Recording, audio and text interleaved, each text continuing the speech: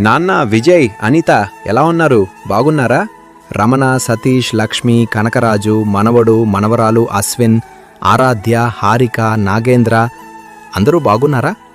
నేను, అమ్మ ఇక్కడ బాగానే ఉన్నాము. మమ్మల్ని తలుచుకుని బాధపడకండి.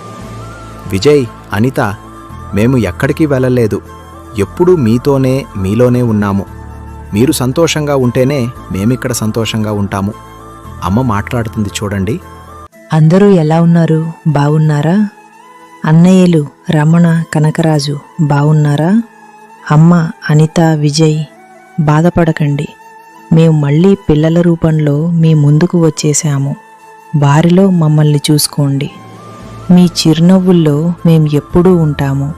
మీరు ధైర్యంగా ఉండాలి. అందరూ జాగ్రత్తగా ఉండండి.